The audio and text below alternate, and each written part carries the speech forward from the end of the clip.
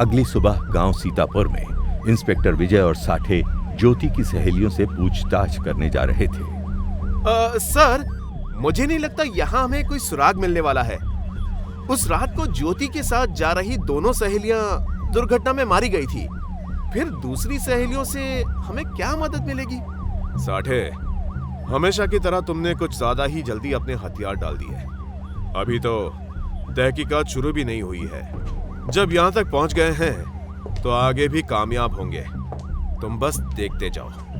दिन भर की तहकीकात के बाद शाम दोनों समस्तीपुर थाने वापस आ गए। इंस्पेक्टर विजय ने पटवारी किशनचंद को थाने में पूछताछ के लिए बुलाया था। आखिर अब क्या पूछना है इंस्पेक्टर? जो कुछ था आपको उसी दिन तो बता चुका हूँ। एक अनपढ़ गवार किसान ने आपको कुछ भी उल्टा सीधा बता दिया और आपने मुझे परेशान करना चालू कर दिया। कुछ हफ्ता पानी चाहिए तो सीधे तरीके से बोला करिए ना। ज्योति को मार के कहां दफनाया था किशनचंद? किशनचंद कुछ क्षण के लिए शांत रहता है। फिर वही बात, कितनी बार बता चुका हूं तुम्हें, मैं किसी ज्योति नाम की औरत को नहीं जानता। अच्छा हाँ, तो तुम ज्योति को नहीं जानते? तो फिर ये तस्वीर में कौन है देखो। इस औरत के साथ ये तुम ही तो हो ना? किशनचंद की आंखें फटी की फटी रह जाती हैं। ये तस्वीर तुम्हारे पास कहां से आई? लगता है आपको भूला बिसरा सब कुछ याद आ रहा है पटवारी साहब। वो क्या? ये तुम ही हो और ये तुम्हारी पहली पत्नी ज्योति, जिसके कत्ल की तुमने साजिश की थी। नहीं, ये फोटो नकली है। तुम सब मुझे कत्ल के झूठे केस में फंसाना चाहते हो। मैंने किसी को नहीं मारा। अच्छा, कोई बात नहीं, चलो उस बात को जाने देते हैं। आपकी तबीयत कुछ ठीक नहीं लग रही है। हाँ, वो मुझे कुछ दिनों से बुखार आ रहा है। काम भी बहुत रहता है ना, आराम नहीं कर पाया हूँ कई दिनों से, तभी। ओह, कोई बात नहीं, चलिए आपको हम सीतापुर की सैर करा लाते हैं। आपका मन भी बहल जाएगा और कुछ पुरानी यादें भी ताजा हो जाएंगी। कौन सी यादें? मैं नहीं जानता सीतापुर कहाँ है। मैं वहां कभी नहीं गया। ये तो अजीब बात है, क्योंकि ये मोहतरमा कह रही हैं कि ये आपको जानती हैं। तभी केबिन में एक औरत प्रवेश करती है। किशनचंद उसे देखकर उठ खड़ा होता है।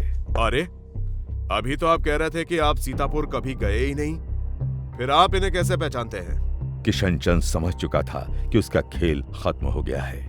वो बिना कुछ बोले अपनी कुर्सी पर बैठ गया। तो जैसा कि आपने बताया, ये रश्मि जी हैं, ज्योति की पुरानी सहेली। ज्योति की कई सारी सहेलियां थीं। आप ठहरे सीतापुर के नामी जमींदार की तमाम जायदाद के मालिक। कई सारी औरतें आप पर फिदा थीं और आप बखूबी उनका फायदा उठाते आए थे। आपने शादी से पहले ज्योति की कुछ सहेलियों को भी अपने प्रेम के माया जाल में फंसाया था। उनमें रश्मि और मीना भी शामिल थी। इन दोनों को ही इस बात की खबर नहीं थी कि आप दोनों के साथ ये खिलवाड़ कर रहे हैं। जब भवानी शंकर ने आपकी शादी ज्योति के साथ तय की, तो मन ही मन मीना को ज्योति से बहुत ईर्ष्या हुई। आपने उसे ज्योति के खिलाफ और ज्यादा भड़का दिया और शादी करने का झूठा हवाला देकर ज्योति को मार डालने की साजिश में शामिल कर लिया। उससे तबीयत खराब होने का नाटक करवाया, जिससे कि शादी से लौटते वक्त उन तीनों को ठिकाने लगाया जा सके। पहले आपने रश्मि से ऐसा करने को बोला था, लेकिन उसने किसी भी प्रकार की मदद करने से साफ मना कर दिया और कुछ दिनों बाद शहर में उसकी शादी तय हो गई। लेकिन मीना इतनी खुशकिस्मत नहीं थी। वो इस बात से बेखबर थी कि दरअसल आप ज्योति के साथ साथ उससे भी पीछा छुड़वाने वाले थे। वो और उसकी सहेली रेखा दोनों बेमौत मारी गईं। अपने आदमी को भेजकर पहले तुमने ज्योति का खून करवाया और फिर बैलगाड़ी में जा रहे तीनों लोगों का भी एक्सीडेंट करवा दिया। क्या करता मैं? जिस जायदाद पे मेरा हक था, उससे मेरे बाप ने उस ज्योति के नाम कर दिया। मुझे उसे रास्ते से हटाने के अलावा और कोई चारा नहीं बचा था। तुम जो भी बहाना बनाओ किशनचंद, सच यही है कि तुम बस एक खूनी हो और कुछ नहीं। रश्मि जी के बयान और तुम्हारे इकबाल जुर्म के बलबूते पर मैं तुम्हें गिरफ्तार करता हूं। तभी एक कांस्टेबल वहां आकर किशनचंद को हवालात की तरफ ले जाता है। तो सर, आखिरकार आपने ये केस सुलझा ही लिया। हाँ साठे, लगता तो कुछ ऐसा ही है। बस अब ये कोर्ट में अपना बयान ना बदले। किशनचंद के गुंडों ने ज्योति को शायद ठिकाने लगा दिया था। अगर उसकी लाश मिल जाती तो हमें और आसानी होती। तभी अचानक विजय और साठे को पुलिस स्टेशन के दूसरे हिस्से से किसी के चिल्लाने की आवाज सुनाई देती है। वो दौड़कर उस तरफ जाते हैं। वहां का नजारा देखकर वो दोनों स्तब्ध रह जाते हैं।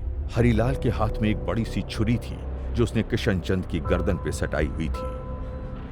हरिलाल, ये तुम क्या कर रहे हो? छुरी फेंको, मैं बोलता हूँ। विजय समझ नहीं पा रहा था कि आखिर हरिलाल को हुआ क्या है। उसकी आंखें सुर्ख लाल दिख रही थी और सर पे खून सवार था।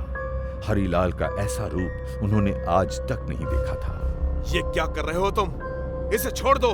अभी अभी इसने अपना जुर्म कबूल किया है। अब कानून इसे खुद सजा देगा। तुम कानून को हाथ में नहीं ले सकते।